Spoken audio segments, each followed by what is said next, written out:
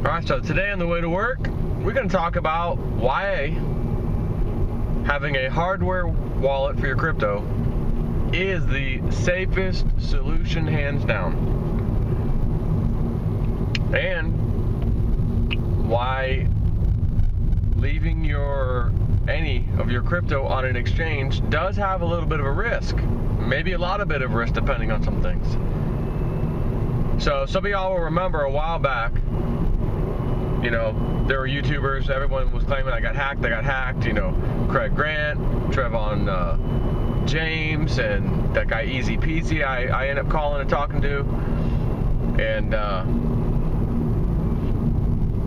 they were telling me, mainly Easy Peasy was telling me that the hackers would call your phone company and pretend to be you and say, hey, I got a new device, or I lost my old device and I got a new one, can you help me transfer it over? And it was Easy Peasy that told me that he had talked to the hackers online, if you remember, and one of the things that they told him was that they had access to everybody's password or PIN number in the cell phone company's database. They had to have somebody on the inside. They told him that was the case. So at the time, I didn't really know what to believe, because everybody's getting hacked all of a sudden. As far as Trevon James and Craig Grant, I think those two lied flat out to everybody. The timing was extremely suspicious. But Easy Peasy and whatnot, I don't know about that. I sat there, if you guys recall, I sat there and listened, because I told you guys what I did. I listened to his phone call. He called in Verizon with me on the phone and basically reiterated the notes of him calling in, telling the person at Verizon, do not allow my phone to ever be transferred out to another device unless I show up at a local Verizon or whatever store it was, whatever provider he had, with ID in hand to verify that it's really me. It's the only way this device can ever be changed out. So I told you guys that's what he said that you should do to try to protect yourself, right? Because that's what he said happened to him. So if you had two-factor authentication, such as the Google Authenticator, on all of your exchange websites that you go to, even if they got a hold of your phone, without the two-factor authentication, they'd be really hard-pressed to be able to do anything.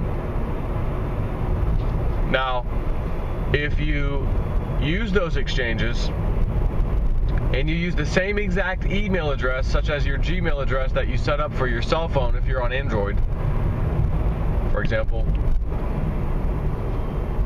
that's actually dangerous too. Because if the hacker can get your phone switched over to his new device, now he's got your phone number. There's a setting or feature within Google that says, I forgot my password.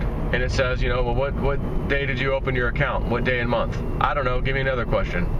What's this? I don't know, give me another question. How about a text message? Okay, well, they've got access to your phone now, because your provider at Verizon or AT&T, wherever, gave it to them because they answered whatever questions online, knew your PIN number somehow, and got access to your account and switched it over. So now they're going to get a text message from Google saying, hey, here's the special code to reset your password. Oh, thanks.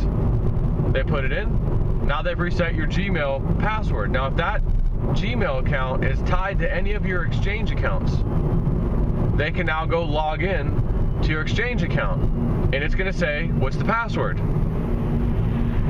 And even if you use a different password, they're going to hit the reset button, password reset. The exchange might send you a text message, which now will go to them, and even if it doesn't, it's going to go to the email address that they've also now hacked. So now they're going to get that email, go in and click the link. Yep, I want to reset my password. And then they get emailed the new password link, whatever. Now they can log in to your account on such and such exchange and log in. Now, if you have two-factor authentication, they're not going to be able to do it because they have to have your physical device that you set up that two-factor authentication on from the beginning. So even though your phone no longer works because they've taken it over on their device, you still have two-factor authentication on your phone. You should be good. Now, you should be getting emails or, things notifying you, hey, your phone is messed, got a problem. For whether it's emails or you notice, hey, my phone doesn't work. I tried to call a number today and it said it was like out of server, like my phone's not activated. That's your sign that someone's got your phone. Your phone no longer works. But if they try to contact like Bittrex or Binance or whoever to try to get it reset, in other words, hey, I lost my phone, they'll tell them, can you turn off two-factor authentication? They have to go through a whole other process and it's not quick. So you should have plenty of time to like stop that dead in the tracks. It's gonna be real difficult to not have two-factor. So I'm telling you this because there's another one called Authy, which is the one that, well, I know Gemini uses Authy as well, and that's kind of like, that's two-factor, but there's a setting in there. If you open up Authy, and that's for anyone that uses the Gemini exchange, that you probably know what I'm talking about. And there's a setting that says allow multiple devices. And if you have that turned on, they can add, and if they hack your phone and transfer and all that stuff, not really hack your phone, but actually take your account over, switching it to a new device, they can right away go download Authy and have it installed. Why? Because their phone number is now your phone number. Or your phone number is now theirs, I should say. So Authy will be like, oh, it's you again. Okay, yeah, here you have access now. So if you have Authy, there's a little slider on-off button if you go into Authy that says allow multiple devices. You can turn that off. And that will not allow another device to be installed, have Authy installed with your account information, such as, in this case, Gemini. Or any other ones you're using Authy for. So, reason I'm telling you this is because of the last at least 2 weeks. I'm going to find out today when I get to work and we call Verizon in this case and ask how long somebody or some buddies have been trying to access my account and switch it over. So I was out with the guests this last weekend, and it's been on for about 2 weeks now. They're calling in Verizon, and since mine's a business phone, they call into my job, or call into Verizon as somebody from my job until they get the name right. Oh, you're not allowed to, you're not authorized to speak on this account. Oh, okay. They call back, try another person. Call back, try another person, until they get the right person. So the phone would cut off, and then my phone would actually ring, and I'd say, hey, Verizon's calling me. Hello? Oh, hi, Joe. Sorry about that. It looks like we just got cut off. No, we were never talking. Uh-oh. And I knew immediately what that meant. Yeah. Do not allow that transfer. I know someone's probably trying to transfer my phone into a new device. Do not allow it. I need you to, this account should be red flagged. Yep, okay. Yep, we got it. And I'm like, so if someone calls in, because remember, I know what Easy Peasy said. They've got your PIN number or passwords. There's either somebody on the inside, or they're continuously able to hack or get access to the database that all of the major phone carriers have, and get your password, so that when you call in as the right person, you can tell them the right password. So they've been trying and trying and trying on my phone. So I'm, with Verizon. So I'm like, make sure this account is red flagged, right? Yes. Okay. If somebody calls in and tries to transfer my phone to another device, you're telling me that you guys, since it's a business account, have to call back the only number that we have on file for the contact, correct? Correct. Which means even if the person calls in, pretends to be the right person at my business, they still can't have the phone moved out into another device because you guys are going to call back, or not call back, but call the number that you have on file to call when an account's trying to be transferred. You know, the business contact account. Yes. Okay. So I really don't have anything to worry about. Yeah. So another several days or so week goes by, my phone rings, it's Verizon again. Oh, hey, sorry about that. We got disconnected. We were in the process of trying to transfer your phone out there. Can you do me a favor? Some older lady. Yes. Can you look at the notes on the account? Don't they pop up on this account because it's flagged? Like it's like as soon as someone calls in to do anything with this account, it like flags like, hey, before you do anything, you have to read these notes. Yes, it does. Oh, okay, yeah, I see some notes here. Right.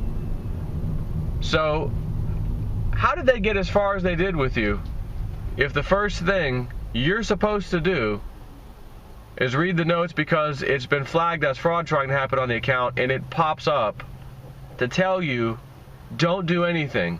If that's happening, how did they get this far? And she says, well, you know, it looks like they gave us the right PIN number, you know, to access the account. And I thought she said that they also was sent an email with the PIN, like, hey, we just emailed you, give us the PIN number. And they successfully did that. So I said to her, what email address did you guys send that to? Because it has to be something on file. Clearly, you're not going to take some random email address and accept it. It's got to be in the system. What email is that? Well, you know, I can't see that. I don't know. Okay. Transfer me to the fraud department. Okay. And they can't seem to find out either. So I told them, I was told a while ago that people who do this have access to your database and all of the other major cell company databases, and they have access to the PIN numbers, the passwords that people need to call in to pretend they are the contact for that account. How can we make sure that these people can never, ever, ever do that unless one of the people, such as the account contact, like at my job, for example, physically walks in to a Verizon store with their identification card? We can put that on the account. Go for it. Okay, done. All right, so I'm reiterating everything I just told you. You're supposed to call them back at our contact number. Yeah. Not only that, now you're saying you've set this. Nobody can transfer a phone out or any device out unless they're physically present as an authorized user on the account and have their identification, such as a driver's license, present in a local Verizon store. Correct. Okay, we're good. Ask me what happened last night. Go ahead. Talking to Trader Boss and my guy who wrote and helped me with the plug-in for the website a while back. And we're just about to do a conference call. And I'm talking to Trader Boss, and I'm like, all right, you up right now? Good to go? He's like, yeah. All right. Let's call my buddy. Have a little, trying to broker a little something. Phone call drops. Out of nowhere, just dies. Okay. Call him right back. Sorry, your account is not authorized. This phone is not an activated account. Oh, hell no. I knew immediately what that meant.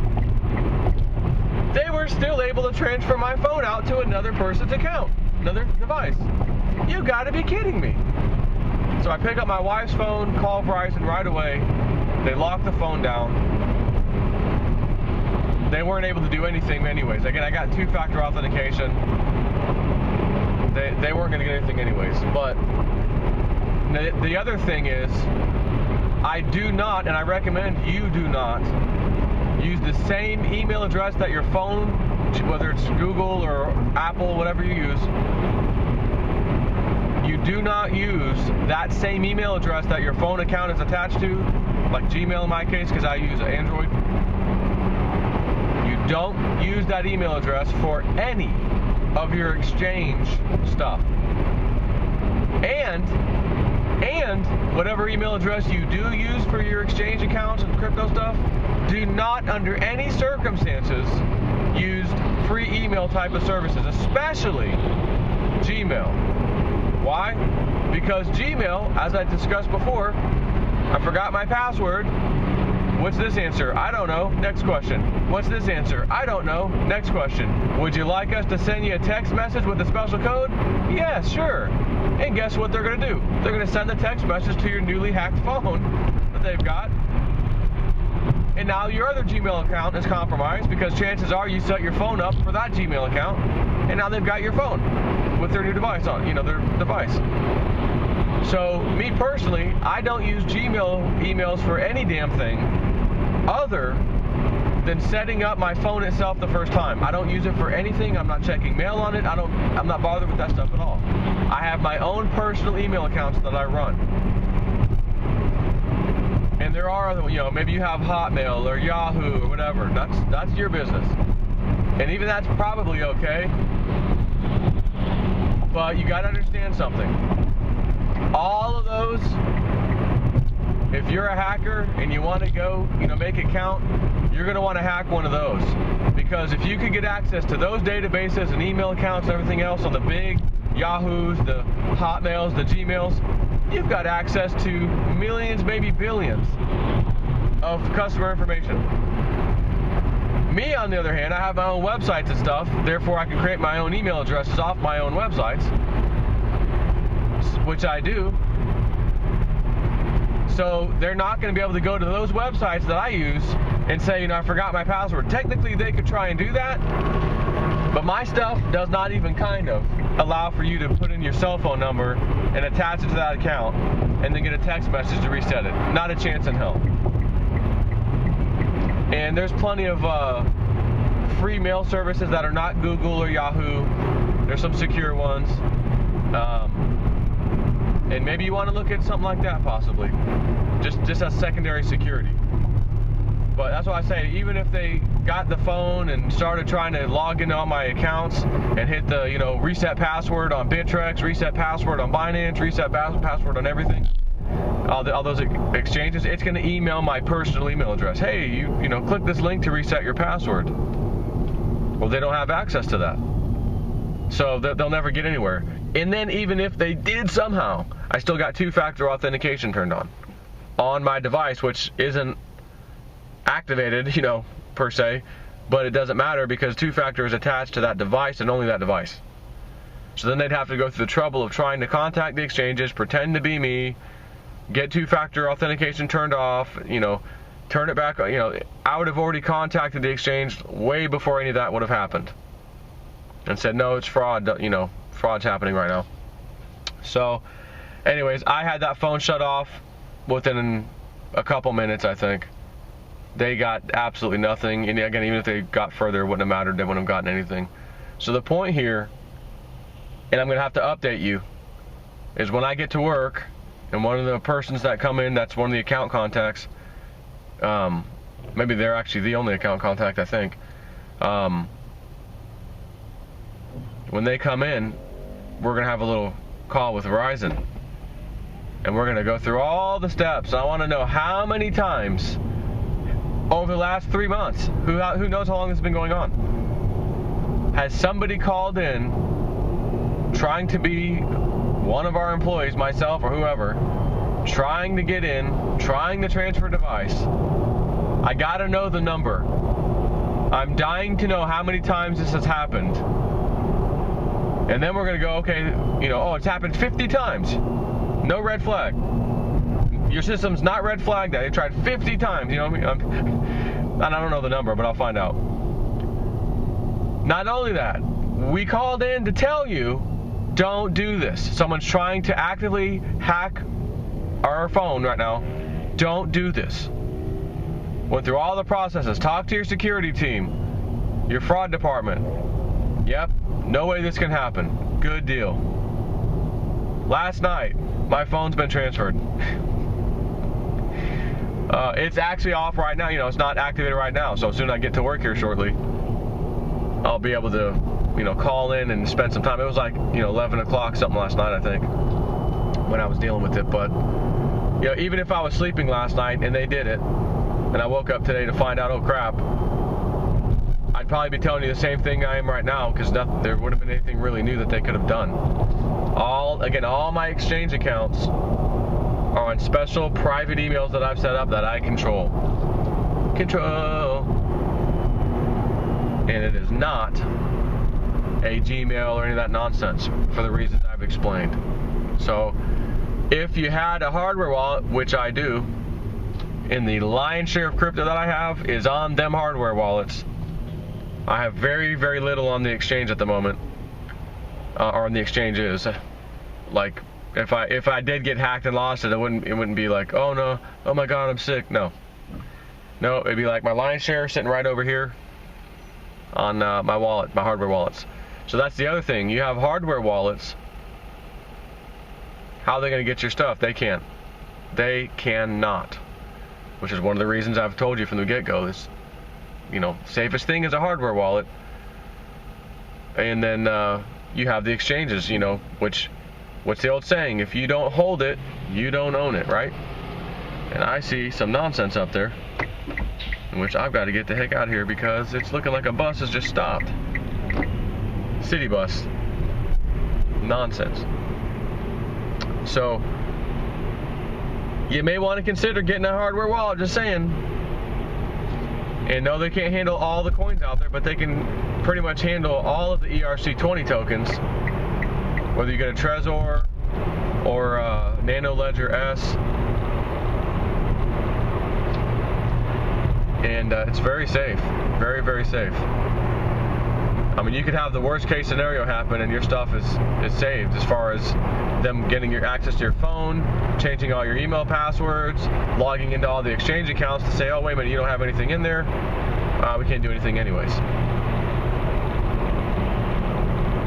So something to think about. I can't wait to update you later just to see how absolutely incompetent to the next level, unbelievably, these people at Verizon are. Even if a thing is popping up in your face, stop and read these effing notes. Somebody didn't stop and read any notes and transfer the phone out. I gotta see how it happened. I'm dying to know. And I will update you a little bit later. Take care.